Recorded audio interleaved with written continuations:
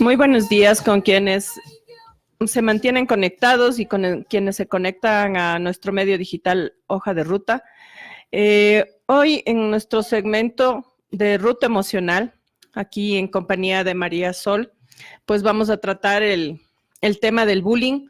Esperamos sus preguntas para tratar de interactuar un poco con sus inquietudes a medida que vamos desarrollando este tema tan importante y que bueno, ha tenido, digamos, a veces como mucha campaña en el sentido más bien de promover, digamos, la violencia antes que educar o prepararnos para el tema, ¿no? Sobre todo en las redes sociales uno a veces ve muchas cosas sobre el bullying y lo que ves es justamente, o sea, personas ejerciendo el bullying, muchachos en peleas, en amenazas, pero lo que no se difunde, digamos, es herramientas que nos ayuden a prevenir y a evitar, pues, que esto se vaya desarrollando, ¿no? Así es, Pauli. Muy buenos días, María Sol. Gracias, mi Pauli. Sí, es verdad lo que tú dices, es así. Pensábamos que de pronto ahora, justamente por esto de las redes, podríamos estar como que menos propensos al bullying de los chicos, pero haciendo investigaciones, ahora más que nunca, esto ha tomado un giro diferente.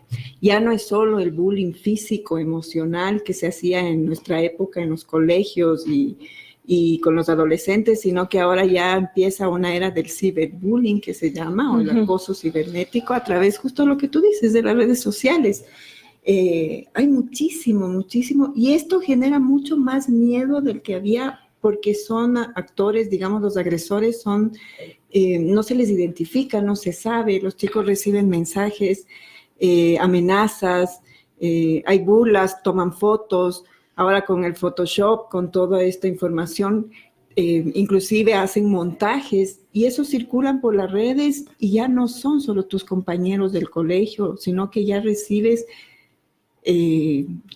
como te digo, recibes agresiones ya de todo el mundo entero. Entonces es otra dimensión. Te viralizan la agresión. Y ya estás hasta en el mundo entero recibiendo agresiones. Y lamentablemente todo esto que aquí lleva a unas depresiones profundas y al aumento de los suicidios de los chicos. De los chicos, sí, así es. Estamos ante una situación muy drástica y que lamentablemente los papás no creemos que están así. Y yo he oído, he conversado con algunas personas y todo, y me dicen, pero el bullying hubo toda la vida. Nosotros también, acuérdate cómo éramos. Yo me acuerdo que a mí también me fregaban y me molestaban. Pero no se dan cuenta que los chicos de ahora son más sensibles. Nosotros de alguna manera éramos más duros. Éramos más acostumbrados un poco a que esto sea simplemente una molestia. No nos afectaba tanto el rechazo, digamos así. Era parte de... Pero también yo digo que antes, por ejemplo, tú no era como la norma, ¿no? Como es ahora, pues, o sea, muchachos que son muy altaneros, muy prepotentes. Había uno, había dos. Yo recuerdo cuando estaba en el colegio, en la escuela, recuerdo que había una chica y yo tenía el cabello bien largo y siempre me mandaban echar trencitas. Entonces ella venía, me jalaba las trenzas y me quería quitar la colación. Y yo no me dejaba, pues, o sea, no me dejaba. Entonces ella me seguía, me molestaba.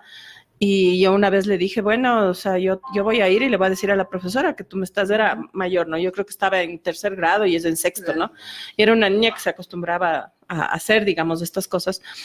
Pero rápidamente, o sea, cuando yo fui y lo denuncié, primero yo no me dejé porque también en casa a uno le enseñaron. ¿Qué crees tú que en ese entonces hizo que tú, a pesar de ser menor, y no te haya importado y hayas denunciado? ¿Qué crees que era lo que...? Yo creo que siempre ha sido la contención en casa, ¿no? O sea, el respaldo de casa, de mi padre y de mi madre. O sea, a mí mi papá siempre me decía, a ti nadie te puede tocar, a ti nadie te puede agredir. Y entonces, para eso estamos nosotros, cualquier cosa que pase. Y siempre realmente, yo incluso ahora ya grande, yo puedo decir que si algo me pasara, pues hablo con mi papá, hablo con mi mamá y siento ese respaldo, ¿no? Esa creo que es la base de todo. Ese es el miedo que los chicos actualmente, y bueno, hace tiempo también, tenían de no poder acudir a los padres, de no poder tener esta confianza de decir, mira, papá, me está pasando esto, mamá, sucede esto, por 2 razones. Una, o por la ausencia de ellos, porque no están ocupados, están trabajando, no están tan involucrados en su vida, o la otra, por la poca importancia que le dan. O le dan demasiado poca importancia o exageran y mañana voy al colegio y hablo con la directora, hablo con esto, y entonces los muchachos prefieren no decir nada por el escándalo que va a armar mamá, que va a ser peor, a aguantarse y decir mejor me quedo callada y no digo nada. Entonces, algo que sí recomendamos es que los papás tomen esta actitud de entender qué es lo que está viviendo el muchacho. Hay un montón de formas como ayudarles, pero que no sea solo esto del no sucede nada. No sucede nada, es cuestión de chicos, ya va a pasar, así fue en el colegio. Pero sabes que también, perdón que te corte, María Sol, pero antes la idea, ¿no? La quería de comentarte, es que antes también eran esporádicos, digamos, estos muchachos o estas niñas que venían y quizás querían imponerse por el tamaño, a veces eran así, ¿no? Los más acuerpados y todo, y eran los que metían miedo. O había, por ejemplo, no sé, pues alguien que tenía quizás un poco más de poder adquisitivo en el bar del colegio, ¿no? O sea, el que le mandaban bastante dinero y podía comprarse cosas, entonces tenía como, digamos, ese respaldo. Pero en general los padres también nos criaban medio parecido. O sea, en el tema de valores también era súper importante eso de respetar, de no pelearte. Quizás nos enseñaban un poco a reprimir, digamos, ciertas cosas, ¿no? Como tener un enojo, como esas cosas. Pero en general, no, o sea, a uno le decían, tienes que ser educado, o sea, tú no puedes ir a pegarte de trompones con nadie, o tú no puedes cogerte las cosas de un amigo, o tú no puedes irle a pegar a otro más pequeño. Habían como ciertos códigos, digamos, de que uno a uno, ¿no? Yo incluso me acuerdo que mi hermano, por ejemplo, comentaba que cuando habían peleas, el profesor les ponía guantes de box. Entonces les ponía ahí a que se saquen y se acababa. Y después, con reglas y con todo, pero se daban de trompones, liberaban toda esa bronca que se tenía y después se daban la mano, aunque no eran íntimos amigos, pero se fomentaba, digamos, también el tema de, bueno, ya, o sea, te caes mal y todo, ya sacaste la cosa, pero hasta ahí, no va más allá. Pero ahora lo que hemos visto es un abandono realmente de este tema de los... Yo me voy mucho siempre a los principios y a los valores, porque creo que es fundamental que eso se cultive mucho en los chicos, porque en los colegios no tienen esa responsabilidad. Y ahora los padres creen que dejan al guau en el colegio y es como cuando tú tienes dinero y vas y dejas en una cuenta que gana intereses, ¿no? Más o menos así, igualito hacen con los chicos, ¿no? Mejor. Graduadito y mejor.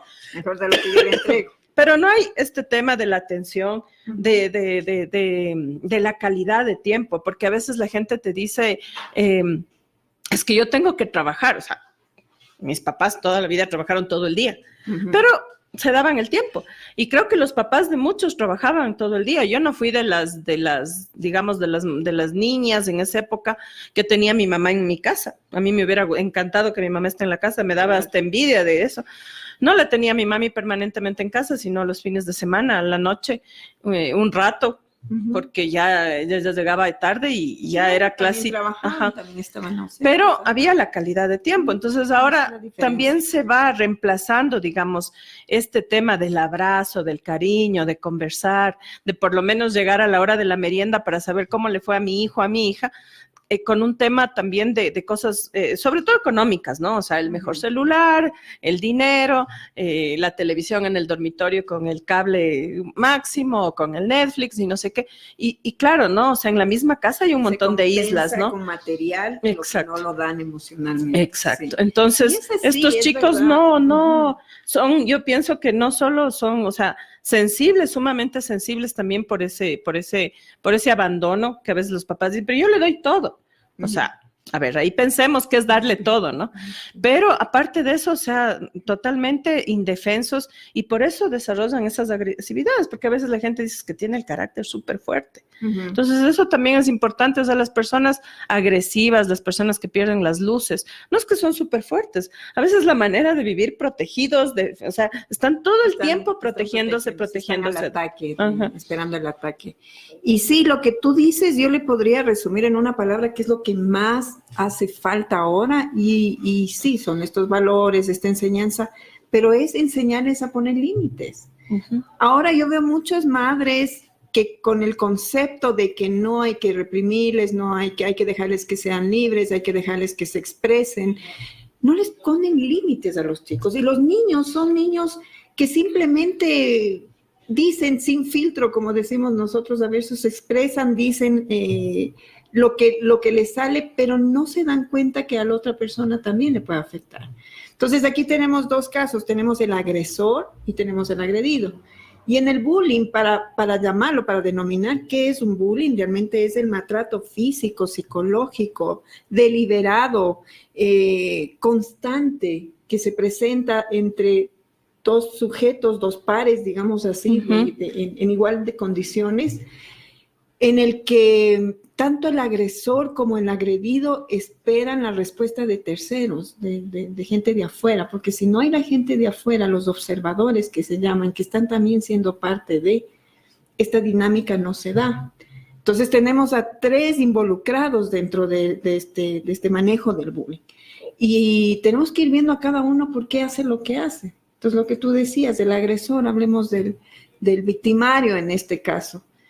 Son estos sujetos, son estas personas que viven sin conciencia, sin educación, en medios de ambientes agresivos, como dice ese meme en donde aparece el jefe que le grita al papá, el papá le grita a la mamá le grita al niño y el niño le grita al perro. Entonces, esta escala de agresividad es lo que normalmente suele descargar los chicos cuando van al colegio.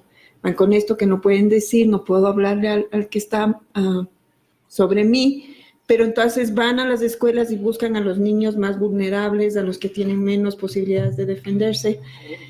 Utiliza mucho lo que es en la parte física, por ejemplo, el aspecto físico de los muchachos, ya sea por contextura, ya sea porque usan lentes, porque tienen los frenos, o en la parte intelectual, porque son muy, muy buenos alumnos, y los niños van con toda la inocencia a participar en clases y hablar y todo esto, y enseguida hay una persona que le ve como su opuesto, y comienzan la agresión hacia este tipo de niños. El bullying se da estadísticamente desde niños de 5 años.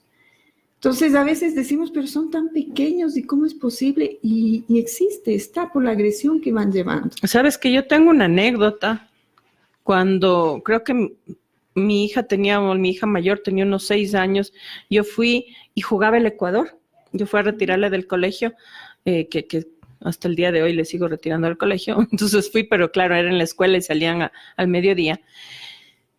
Y yo recuerdo que había un niño que estaba llora y llora, no era del colegio, era el primo de un niño que su tía le estaba ayudando, o sea, la tía de este niño del colegio iba a ser recogido por la tía porque la mamá no alcanzaba y llegaba con su niño que estudiaba en otro colegio. Y a mí, o sea, yo le vi ahí pero me dio una pena, pero era un guagua que lloraba. Entonces, como yo más o menos le conocía, digo, ¿qué pasó? Y me dice, no, me dices que yo me olvidé de comprarle, o sea, la mamá me decía, me olvidé de comprarle la camiseta del Ecuador en Marathon y no sé qué, es que es mi culpa. Y entonces le compré una de la CADE y ahora en el colegio nadie se le quiso acercar porque no estaba con la camiseta original. Entonces yo vuelvo a eso, ¿no? O sea, vuelvo al tema de lo que te decía, o sea, los padres. Somos sumamente responsables de este tipo de actitudes, porque no puede ser que un niño que va con una camiseta del Ecuador le estén viendo si es la original o no para permitirle ver el partido, para permitirle disfrutar así. O sea, nuevamente estos valores y las redes sociales tampoco es que ayudan, pues, o sea, y tienes un montón de digamos, de publicidad, pero además en el Instagram y todo, tú les ves incluso ahora hay esta moda de las TikTokers, ¿no? Entonces salen y todas ellas son súper glamurosas, chicas de 15 años que además ganan muchísimo dinero por lo que hacen, pero además maquilladas, pintadas, como yo sé decir, no sé si el término valga, pero súper agrandadas, o sea, porque realmente tú les ves y de 15 años no tienen nada, o sea, uno piensa que tienen 22, 23 años, porque ya son unas mujeres y todas ellas llenas de poses y de actitudes que entonces te quedas, y claro, las chicas dicen, o sea, es como sus modelos, y para ciertas chicas para entrar en ese modelo, sus amigas también tienen que ser igualitas. Entonces, si no eres así, pues tampoco eres bienvenida al grupo, ¿no? Entonces, hay este tema de la exclusión, este tema de señalarte y esa ansiedad en los otros jóvenes, en los adolescentes, a veces en los niños, de querer pertenecer a ese grupo y de hacer lo que tengan que hacer. Lo que sea, obedezco lo que sea. Este es el bullying emocional. Claro, que se llama. Y de eso se aprovechan, pues, los buleadores también, pues. Exacto. O sea, tú quieres estar acá, pues bueno, me tienes que traer esto, tienes que comprármelo de acá, recárgame en el celular, cómprame un estuche, te vas a no sé dónde, bueno, me tienes que traer esto si quieres que yo te tome en cuenta. O sea, es una lógica terrible. Y son casos reales. Yo he tenido pacientes que llegan justamente con este conflicto de que, perdón, fueron excluidos, les hacen la ley del hielo, nadie me habla, nadie me dice nada. Yo salgo al recreo, a la recreación, y todo el mundo me excluye, se hace un lado. Los chicos tienen que estar, la mamá me contaba, me decía, mi hija me llama por teléfono a la hora de que yo me doy cuenta que es recreo y pasa casi todo el día conversándome. Eso fue una de las señales, y vamos a ir viendo las señales, cómo podemos ir identificando si es que tu hijo o tu hija está en algún proceso de estos. Entonces, cuando la mamá iba a consulta, me decía, estoy preocupada porque le noto que está desconcentrada, se está perdiendo, pasa muy nerviosa, las notas han bajado, obviamente, ya no quiere ir al colegio, tiene dolores, amanece con dolor de estómago, amanece con dolor de cabeza, y que son síntomas verdaderos, o sea, en verdad tienen, no se están inventando, en verdad tienen, somatizan todo este miedo que les Claro, es niveles de angustia terribles que tienen náusea, vómito, o sea, incluso ya síntomas, no solo que no puedes, digamos, medir el dolor, ¿no? Claro. O sea, cuánto le duele la cabeza, sino que ya hay una sintomatología evidente, digamos, de los chicos que fiebre, lo que tú decías, o sea, los dolores, pero ya vómito,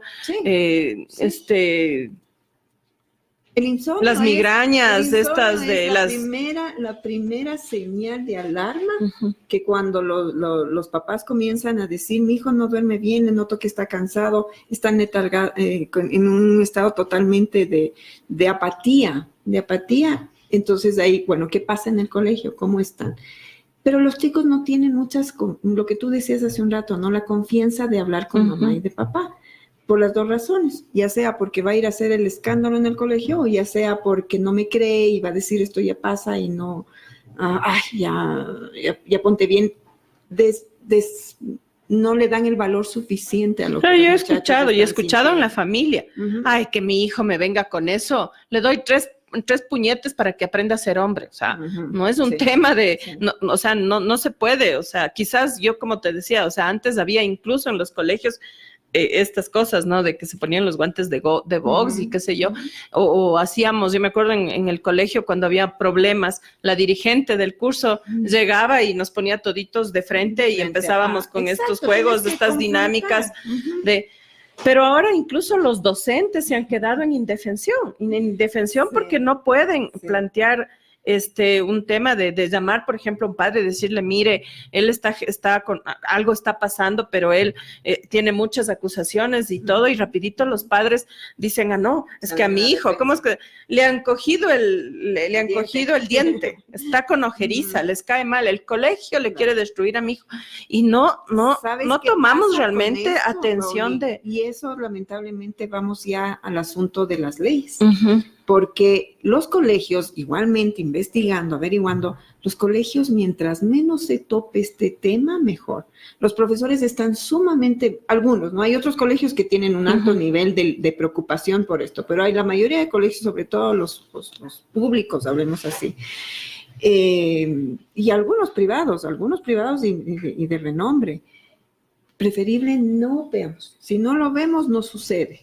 Entonces, los profesores, los docentes, las autoridades tratan de evitar que esto se tome en cuenta, que se mencione, que se hable. ¿Y sabes qué es lo que toca? Que el niño bulleado le cambien de colegio y el bulleador se queda. Es impresionante. Yo, como te digo... Es que eso te digo, o sea, esto del bullying también tiene que ver con una cuestión de poder. Es igual que el acoso, o sea, viene desde eso. Yo hice la rural en un sitio súper pobre, ¿no? y era digamos, una parroquia así chiquita donde había mucha pobreza, mucha migración y todo. Y la señora que tenía su hijo, ella tenía una tienda o un sitio pero una tienda de esas ¿qué te digo? O sea, no, lo único que había era colas, ¿no? O sea, cuando uno va y habla de pobres y vas a una tienda que es también pobre igual, porque además compran lo que alguien te puede comprar, ¿no? O sea, no, la señora no iba a tener una gran variedad de cosas en un sitio donde la gente consumía fideos y a lo mucho de vez en cuando pollo, ¿no? Entonces había así estas cosas, fideos, todas estas cosas del arroz, de este arroz inflado y estas cosas así que son terribles para la gente, para comer y todo, pero eso es lo que había. Pero era el como más rico, o sea, en esa pobreza, como saben decir, en el país de ciegos, del tuerto es el rey, bueno, ahí él era el rey, que era una familia pobre, ¿no? Quizás con alguito más de recursos que el resto, pero por ahí nomás. Pues este niño iba y se pegaba con todos y amenazaba y todo, ¿no? Entonces, claro, yo como era médico rural ya me puse a intervenir, no con el hecho de también señalarle, porque este niño estaba actuando desde una manera de no saber tampoco cómo comportarse, porque sus padres tampoco lo sabían, gente realmente muy ignorante, además muy, muy necesitada todo el tiempo de dinero, muy maltratada también, una historia también así repetitiva. La señora era maltratada por su esposo, llena de hijos, y bueno, como saben decir, o sea, la pobreza y pobreza por todos lados. Y entonces este chico, claro, o sea, era el poderoso era el menos pobre de todos sus pobres, y pues tenía su grupo, ¿no? Y todo el mundo le seguía porque era el dueño de la tienda del barrio y no sé qué. Y claro, él hacía lo que le daba la gana. Entonces intervenimos y fue, hacer esta intervención fue bien interesante para mí. Yo era médico, ¿no? Es que no tenía, digamos, las herramientas como para hacer, digamos, un trabajo así. Seguimiento, pero algo. El presidente de esa junta parroquial tenía, yo digo, como ese talento, ¿no? De realmente conversar, era joven y realmente muy chévere, una persona muy chévere, de esas personas en la vida que uno se alegra de haberles conocido.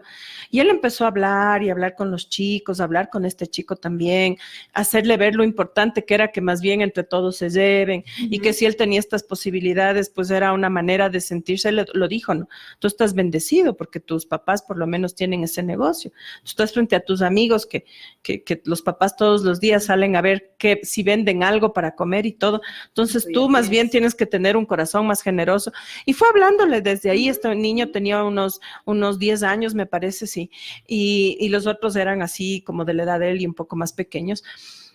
Y realmente, o sea, al final fue súper emotivo porque hasta se abrazaron, ¿no?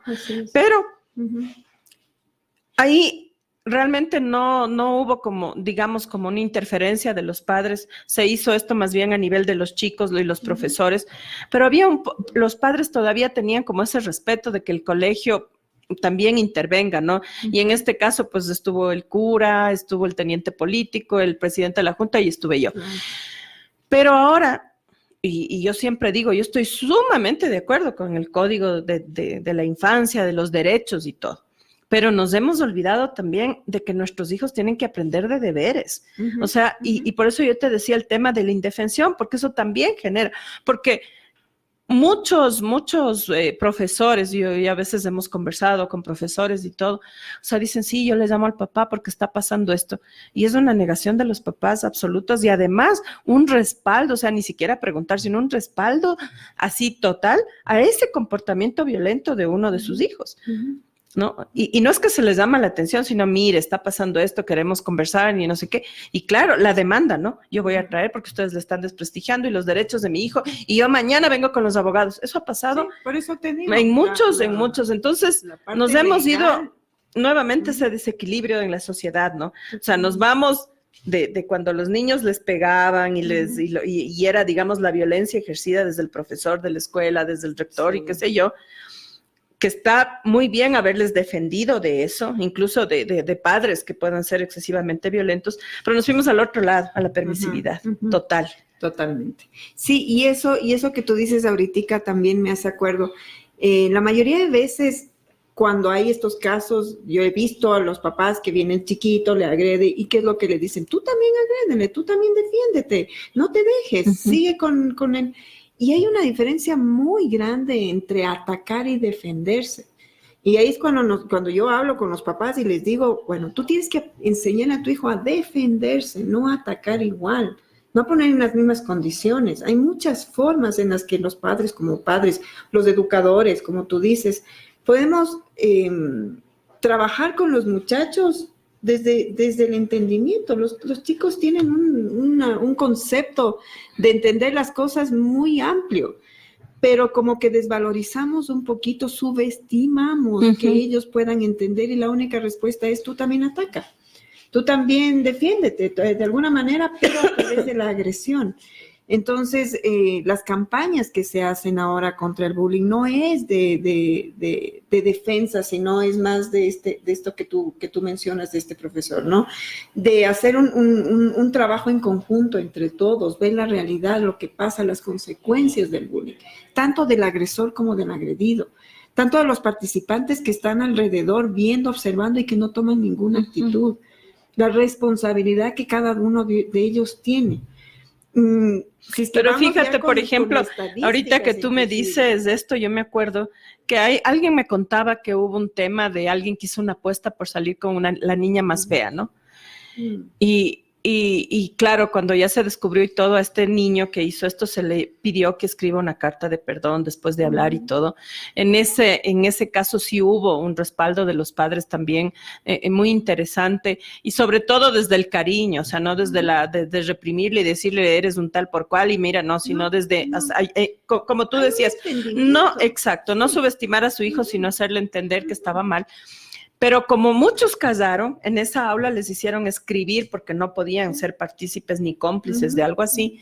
Y claro, una mamá era indignadísima. Dice, es que mi hijo no participó. No participó. ¿Y por qué él va a hacer una carta? Entonces, yo me acuerdo que conversábamos, decía, pero se calló. Entonces, mira, puede ser que él por temor se calló, pero él podía también ir a avisar. Claro.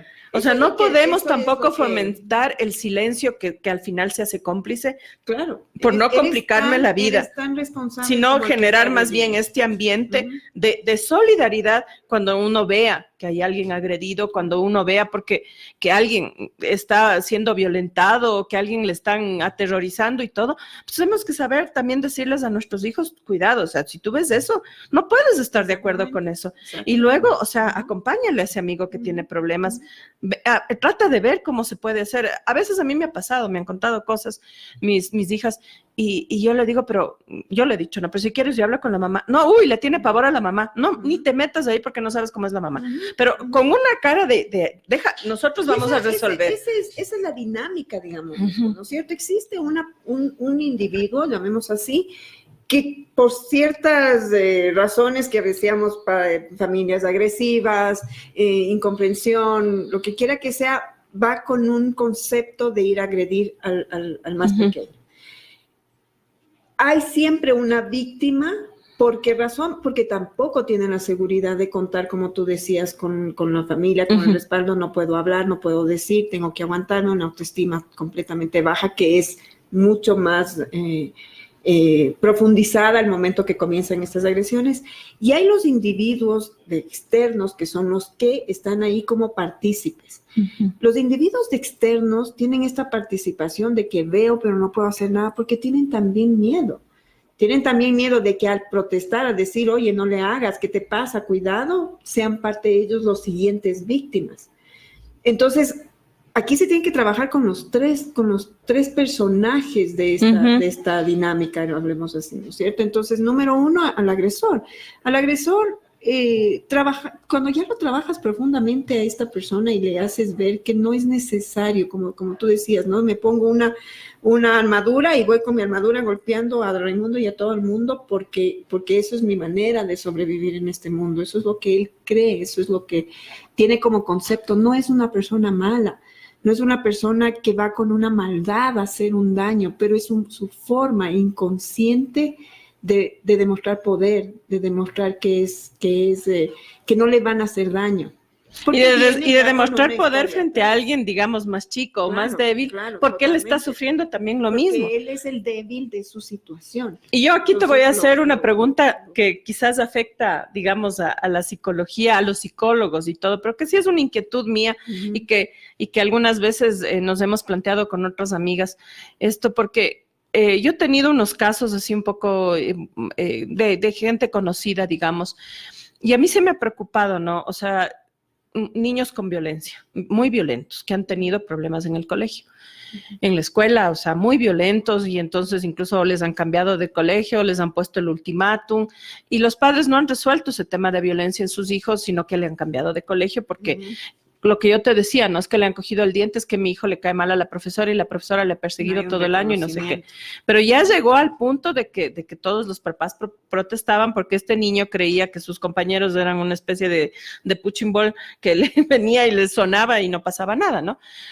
Y una de las cosas que a mí me llamó y me dejó, te juro, así, pero petrificada realmente, es que la psicóloga, el rato que salían de la reunión en estos dos casos, le hizo...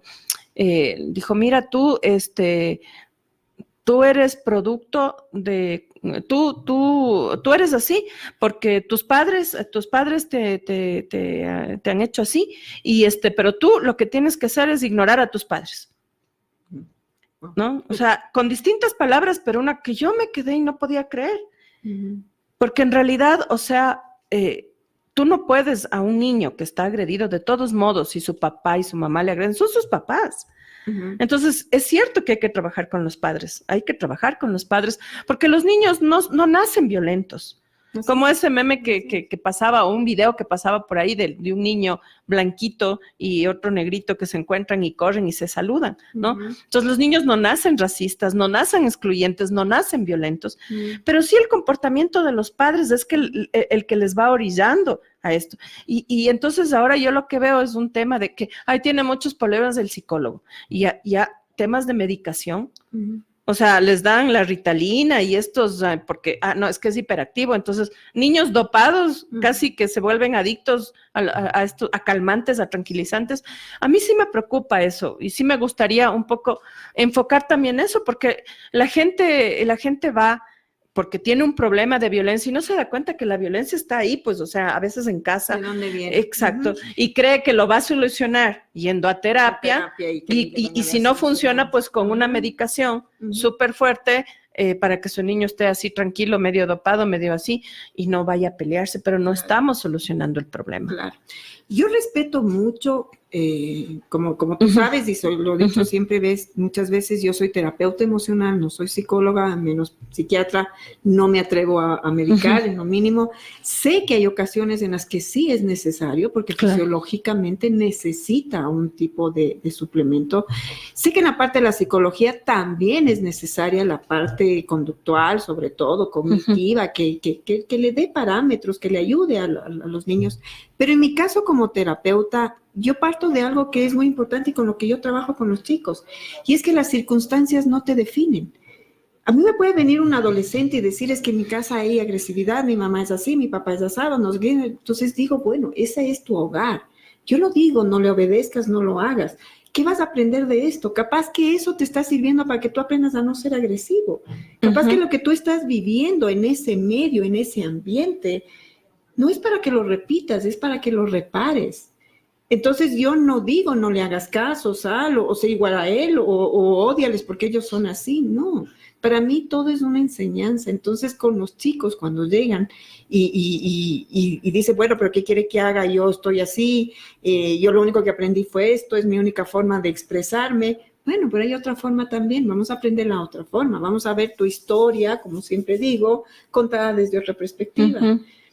Y los muchachos, créeme, Pauli, lo entienden. Sí, así es. Y ese es tu papá, esa es tu mamá. Así son ellos. ¿Por qué fueron así? Porque de pronto ellos también vinieron de hogares iguales. Y es lo único que conocieron, y es lo único que supieron y aprendieron que esa es su forma de actuar, de moverse.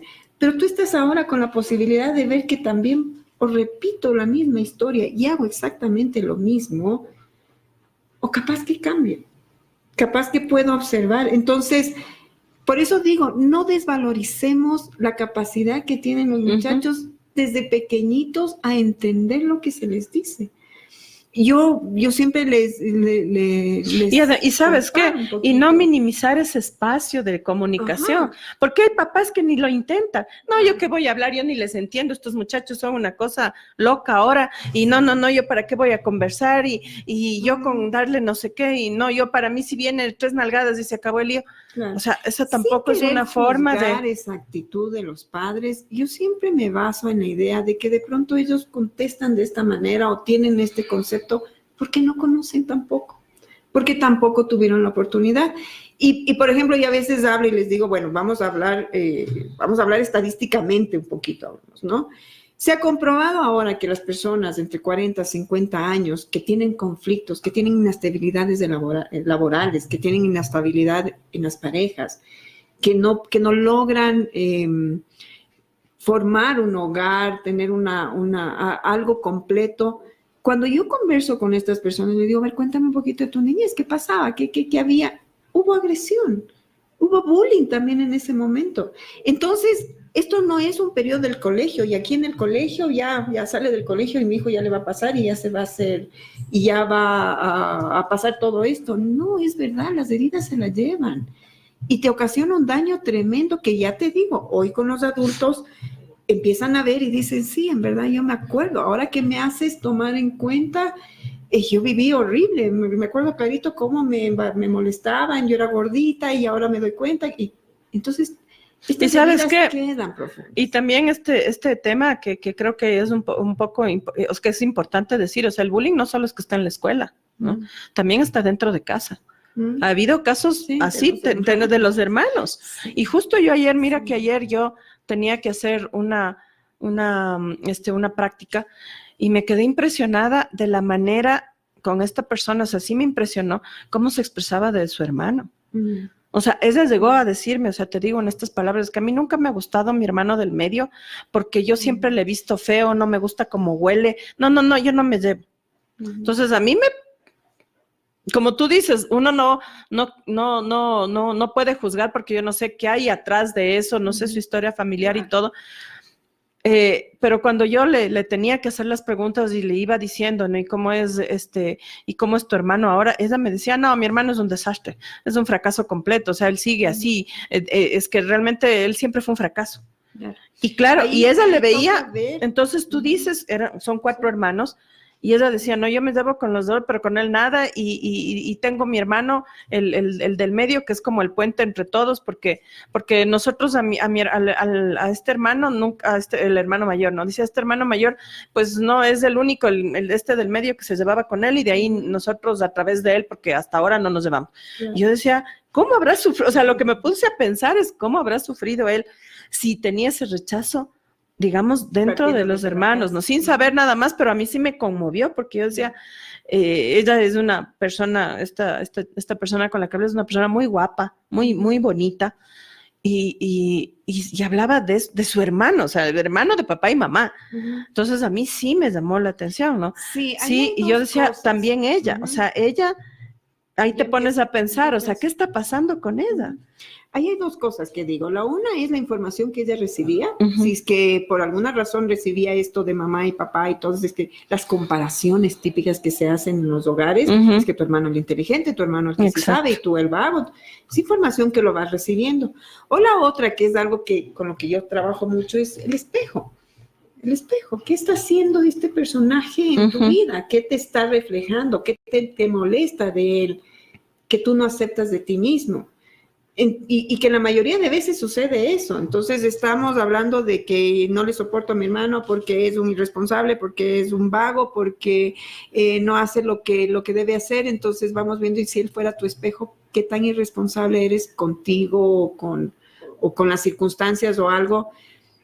Y ahí se va entendiendo un poco. Pero en el asunto de los hermanos, hay mucho este conflicto porque somos tan parecidos. Y mira, y eso es iguales. un tema también que hay que hablar en el tema del bullying, este tema justo de las comparaciones, porque, y ahí tiene que ver incluso estos temas como el machismo tan arraigado y que no es solo un tema de hombres, ¿no? A veces las mamás son mi hijito, ¿no? Mi hijito querido, yo siempre le molesto a mi mamá, yo le digo que es su querubín, mi hermano, ¿no? Entonces siempre le molesto, pues es mi hijito querido.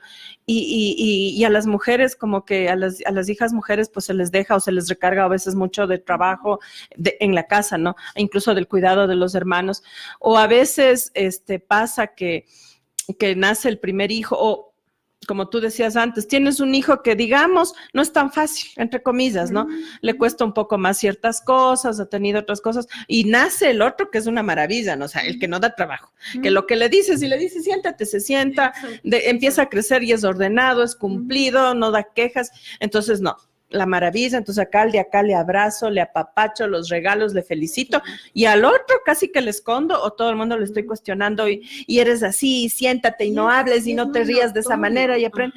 Y eso es muy y es muy repetitivo, ¿sabes? En las familias eso. Sí, eso es. Y eso, o sea, ese muchacho, por ejemplo, puede salir a hacer bullying, porque sobre él se está haciendo bullying, o ser bulliado. O ser bulliado. Exactamente. Por lo general, ¿qué es lo que pasa? Lo que tú dices, y es la comparación. Hay ciertas edades en que los niños son agraciados, son lindos cuando son chiquiticos, cuando caminan, hacen muchas gracias, pero hay cierta edad también en que los niños son malcriados aparentemente.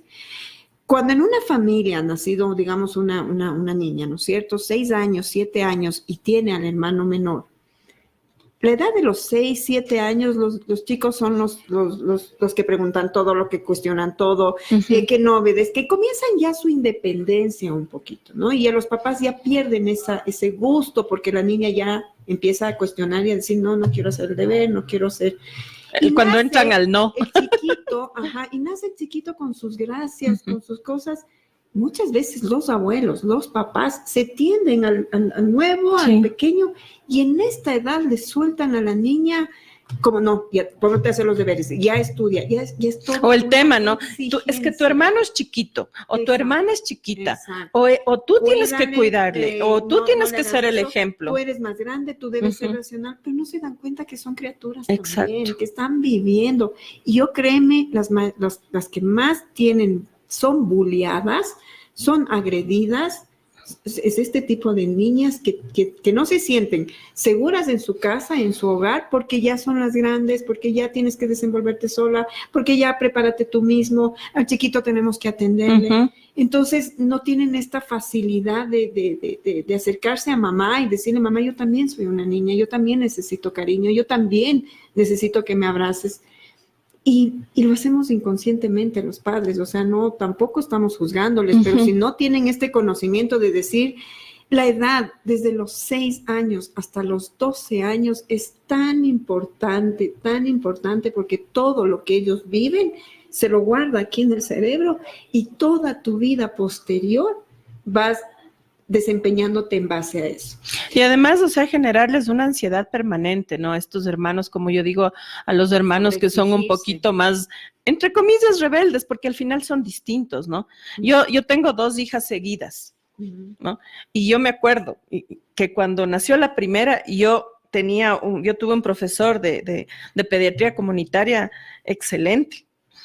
A mí me gustó mucho por los conceptos, por la forma de él irnos preparando realmente para educar a los niños en el primer año de vida, esos cuidados, los mitos y todas esas cosas. A mí me encantó mucho. Y mi hija era como seguir haciendo ese cuaderno la primera. Y la segunda, el cuaderno no me sirvió, pero para nada. O sea, y yo perdía la cabeza. O sea, y de hecho hasta ahora ella es una persona, o sea, que esa es una persona totalmente distinta, pese a que son seguiditas, ¿no? A veces a mí me han dicho que si son incluso mellizas, pero son súper distintas. Y a mí algo que yo nunca, o sea, que me he revelado siempre, es cuando a mi hija mayor le han dicho es que tú eres la hermana mayor, ratito.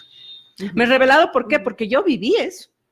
O sea, sí viví eso. Sí. Eres la hermana mayor, es que tú tienes que dar ejemplo, es que ya estás grandecita, pues ¿cómo vas a hacer? Y ver que dejaban pasar las cosas, ¿no? Entonces yo ahora me río, pero cuando era guagua me moría de las iras, porque por decirte, yo era ordenada, dejaba hecha mi cama y no sé qué, y pues a mi hermano a veces me tocaba irle a hacer la cama, ¿y cuál era? Ya sabes que él no hace, pues. Claro.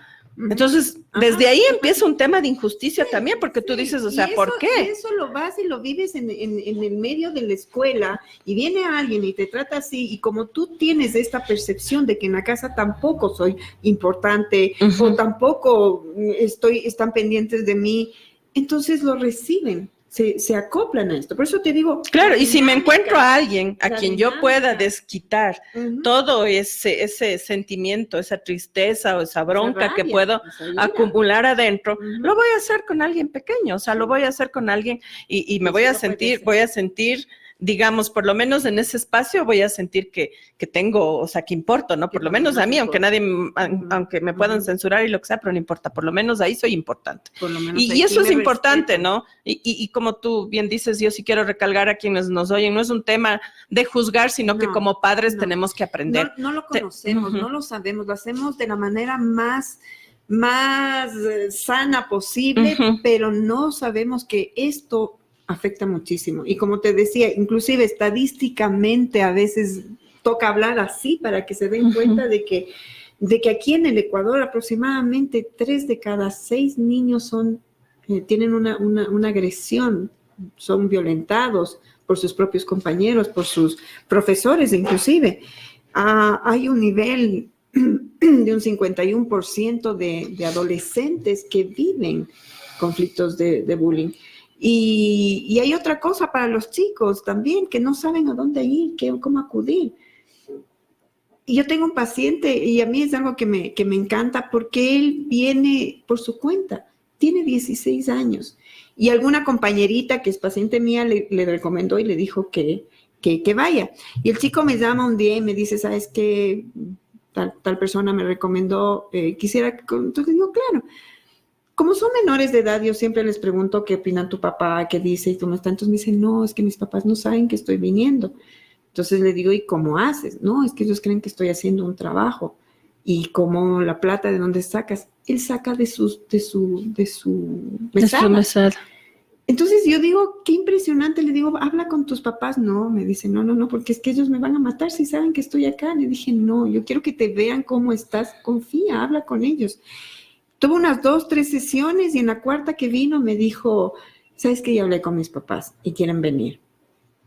Pero es eso, a veces los chicos no saben dónde ir, qué ir. Y hay medios, hay, por ejemplo, el teléfono amigo. El teléfono amigo ayudaba muchísimo a estos chicos que están recibiendo esta agresión y no saben a quién preguntar, cómo hacer. Y sobre todo, porque el alto nivel de suicidio que hay, Pauli, en los adolescentes es increíble, es muchísimo. 3 de cada 6 niños buleados terminan cometiendo el suicidio. Y además, o sea, ¿a dónde te puedes llevar la violencia de un muchacho que está totalmente reprimido? Porque eso es importante también, o sea, estos niños que son, yo siempre digo, ¿no? A mayor agresión, a veces mayor dolor en el interior de estas personas, ¿no?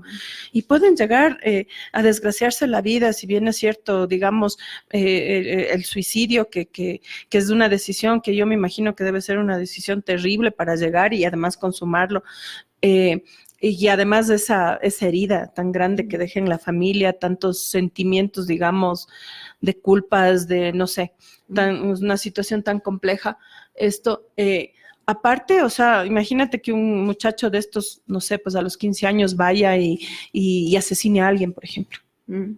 Porque cuando hemos visto, por ejemplo, los tiroteos en estas escuelas en los Estados Unidos, los muchachos que están atrás tienen desórdenes mentales terribles, ¿no? Sí, eso y se ha quedado como, claro, y se han quedado como en eso de que sí, de que tenía un arma, de que el papá no sé qué, pero yo sí me he tomado así como el tiempito de leer atrás de eso, porque sí me llama la atención, y porque uno tiene hijos además y todo, y claro, te encuentras, o sea, unos hogares totalmente disfuncionales, unos hogares terribles, unos hogares donde tampoco es que había mucho dinero, ¿no? Pero no había tampoco, digamos, el tema de valorar también lo que es ganarse el dinero, ¿no? Y luego esta permisividad, este discurso desde los padres así, soy tu padre y yo hago esto y tú me obedeces y por qué es así. O sea, uno no quiere tampoco decir que los hijos no deben respetar a los padres y hacer lo que les da la gana. Yo creo que debe haber un equilibrio, ¿no? Un respeto y todo. Pero también los padres tienen que ir generando este respeto, o sea, de los hijos, no desde el temor, sino desde lo que tú decías, desde entender, desde empezar, desde que son chiquitos. Yo me acuerdo cuando yo iba acompañaba a grupos, ¿no? Entonces hablaba todas las mamás y me acuerdo que estuvo ahí, digamos, este tema del abuso, ¿no? Y yo tenía un guagua que nunca me olvido y le he puesto mucho de ejemplo, un guagua de 5 años, de 5 años, 5 a 6 años, cuando se hace la primera clase de que salen los chicos fuera de dormir una noche fuera de casa cerca, que es como una experiencia pedagógica súper chévere y de independencia. Y había un niño que no se me levantaba. Y yo le decía, oye, nos vamos a atrasar y está el desayuno, vamos. No, a mí me visten en mi cama. A mí me visten acostado y me traen primero un tetero a mi cama. Entonces yo me quedaba, o sea, decía, bueno, puede ser hasta bonito, ¿no?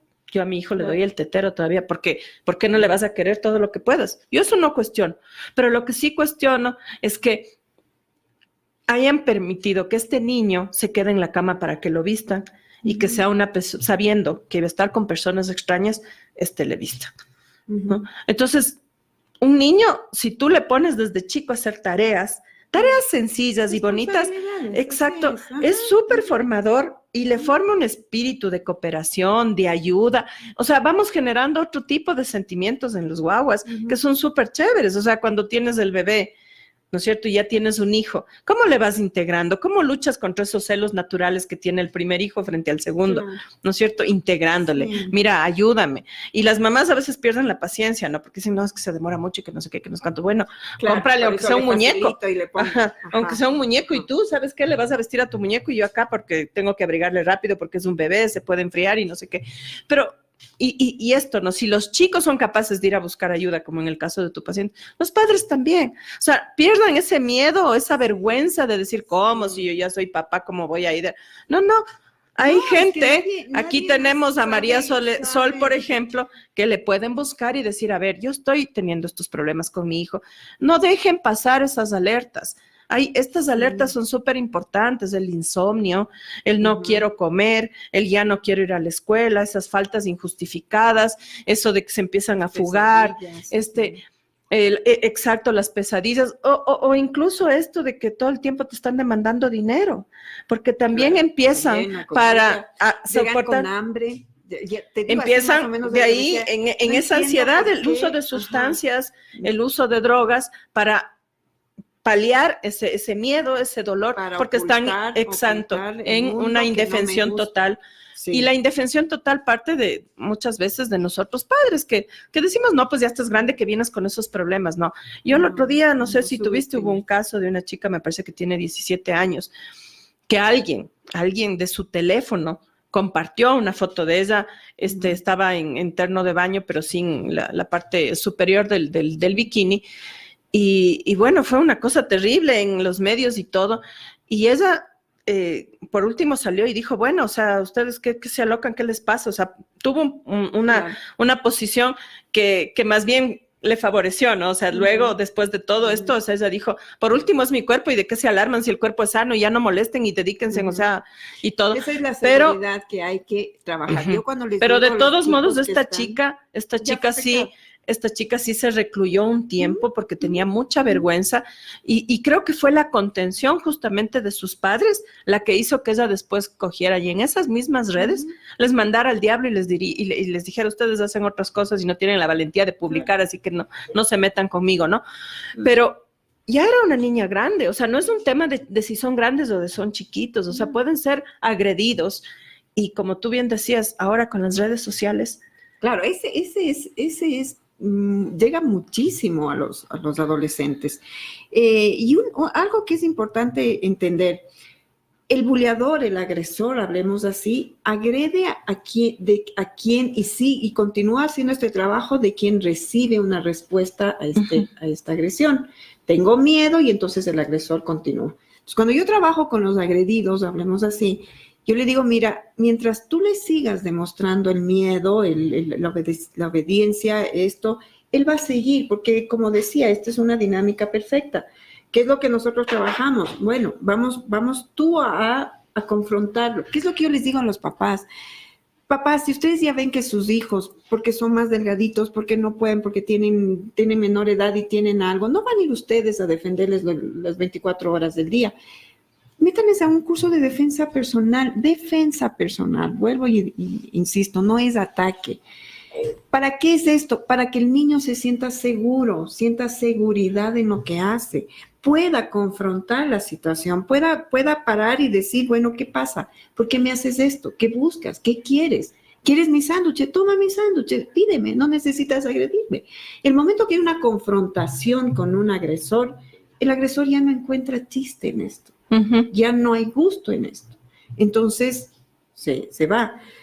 ¿Qué es lo que tenemos que hacerles? Es infundirles seguridad, autoestima a las personas que están siendo agredidas, pero no a través de la violencia mismo, sino a través de un trabajo personal. Bueno, vamos a ver, ¿qué crees? Dame soluciones, ¿cómo podríamos hablar? Cuando vienen los chicos y dicen, mira, a mí me están haciendo a un lado porque no soy de las populares, me están haciendo esto de la ley del hielo, y yo no quiero quedarme a un lado, yo quiero pertenecer, no me invitan a las reuniones, no me invitan cuando hace el profesor trabajos en grupo, nadie me toma en cuenta. Son cosas que realmente les perjudica y que les duele muchísimo. Entonces yo mismo les pregunto, ¿qué crees que se podría hacer? Dame tú una idea. Que también sean partícipes de la solución. Entonces, el trabajar con la confianza de las personas que están siendo agredidas es importantísimo, porque si yo no paro esto a nivel del colegio, cuando llego a mi trabajo, tenemos lo que se conoce como el moving. Es la misma agresión, pero ya a nivel profesional. Yo no me siento seguro, y como profesional tampoco me siento seguro. Entonces comienzo a tener esta parte de desvalorización un poco y permito que en mis trabajos también sea maltratada. Tampoco tengo un buen manejo de la inteligencia emocional, tampoco tengo menor sociabilidad, habilidades sociales. Entonces, por eso les digo, es tan importante tomar en cuenta, no desacrediten, no dejar caer también en esa revictimación, ¿no? Eso también es súper importante cuando uno trabaja con las personas agredidas, ¿no? Tienen que saberse empoderar. Eso es súper importante porque también después te puedes valer de eso, o sea, algo mal orientado, para también tú ejercer el bullying y ponerte rapidito en el plan de víctima, ¿no? Normalmente pasa eso, A mí me hicieron lo mismo, entonces yo soy producto de... empezar a justificar. De venganza. Exacto. Entonces te quedas con esta sensación de venganza y eso es lo que sucede. Cuando yo ya soy jefe, hago lo mismo. Cuando yo ya puedo, entonces, esto es un círculo que no termina de desenredarse. De alguna manera, igual vuelvo yo, si una vez fue víctima, me convierto en victimario y comienzo nuevamente a hacer este juego. Tomemos en cuenta esto, no lo dejemos pasar, no pensemos que esto es algo de tiempo, de muchachos, ayudémosle, estemos alertas de las señales de los chicos. Como digo, cuando el niño viene a sentirse ya con esta parte de la culpa, cuando un niño viene y comienza, perdón, no te quise mover, discúlpame tal cosa, esa ya es una señal clarita de que estás teniendo miedo a qué. ¿Qué pasa? Tranquila, no pasa nada. ¿Por qué te sientes así? Porque ya en los colegios sienten como que ve lo que hiciste, ve cómo estás. El maltrato puede ser físico a través de agresiones físicas, generalmente esto es entre varones, en el niño con el ojo, y qué es lo que contesta el otro, y cómo quedó el otro, los papás dicen, ¿no? ¿Y cómo quedó el otro? No, por favor, tomen en cuenta, si viene con una agresión, algo está pasando. Este asunto de, como decíamos ya, de los estados de depresión, cuando vienen ya con estos cortes que está ahora tan de moda, estas agresiones físicas, este reto que muchas personas, y me han dicho a mí, este reto de la ballena azul que se llama lo de los chicos que se les pone una serie, 50 series de acciones que tienen que ir haciendo hasta que llegan a la 50ª, que es la de suicidarse, es real. A mí me han dicho, mi hijo que me veía la otra vez me decía, ay, mami, tú creyendo esto es. Le dije, no, mi amor, yo tengo pacientes que vienen las mamás con el teléfono y el video indicando que los chicos aquí en el Ecuador, y estoy hablando de 1 semana, 2 semanas, 3 semanas, están siguiendo esto. No desvaloricemos. Recién había un juego, ¿no? Esto de que saltaban y el uno le ponía atrás y se cayó de cerebro cosa, claro. el muchacho y parece verdad, que incluso llegó a fallecer un muchacho. Sí, esas cosas. Estas cosas son reales. Mira, había un ejemplo de una profesora en México. Esto sucede en otros lados. Sí, que ella llamó a una reunión de padres de familia, vinieron todos los padres de familia, y ella les dijo, siéntense donde estén las maletas de sus hijos.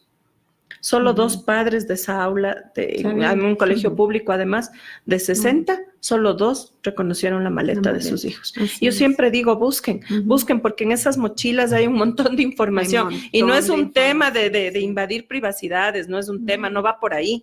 Tengan el cuidado y todo, pero investiguen. En esas mochilas los chicos tienen las cartas de las agresiones, tienen las amenazas, tienen las sustancias que a veces utilizan para evadirse de esas cosas, tienen... es real. Sí, revisen los cuadernos, o sea, es que esto de inmiscuirse en los hijos es súper importante. Yo por eso a veces digo, o sea, a veces cuando alguien me dice, ay, es que tengo un hijo, ya, yo sí quiero 3, y yo le veo que con el 1 está pues ahí que, le digo, y vas a tener otro. Digo, porque, o sea, porque realmente, claro, o sea, es duro. La crianza es una cuestión dura. Nos quebramos, perdemos la cabeza, perdemos la paciencia. Eso nos ha pasado a todos. Pero lo que no podemos perder, digamos, nunca es el cariño, o sea, tener, digamos, la noción clara de que a los hijos hay que quererlos, hay que abrazarles bastante, hay que estar con ellos bastante y hacerles saber que sea lo que sea, nosotros estamos ahí. Y si hay que salir de alguna cuestión súper difícil, súper dura, y hay que aprender de eso y hay consecuencias sobre eso, pues ahí vamos a estar los padres para ayudarles, para que puedan volver, digamos, entre comillas, al camino de ellos, no al que nosotros pretendamos, pero acompañarles, o sea, es tan facilito. Mira, nosotros ya se nos gradúan. Y a mí me parece... Sí. Que yo ayer todavía la dejaba en el preescolar, de verdad, o sea, no es trillado eso. Yo a veces veo la cama de mi hija y se me llenan los ojos de lágrimas porque... Rápido. Y cuando ya han crecido y cuando ya ha pasado es cuando recién decimos, ay, ¿por qué no estuve más presente? ¿Por qué no hice? ¿Por qué no me preocupé? ¿Por qué no estuve? Exacto. ¿Por qué? Porque realmente no sabíamos. Sí. Porque no teníamos estos conocimientos, porque no pensábamos que era la educación como fue en la nuestra, como tú dices, nuestros papás trabajaban también, estaban afuera, pero el medio era más seguro. Sí, era seguro. Era mucho más tranquilo. Ahora a través del internet, de todas estas redes sociales.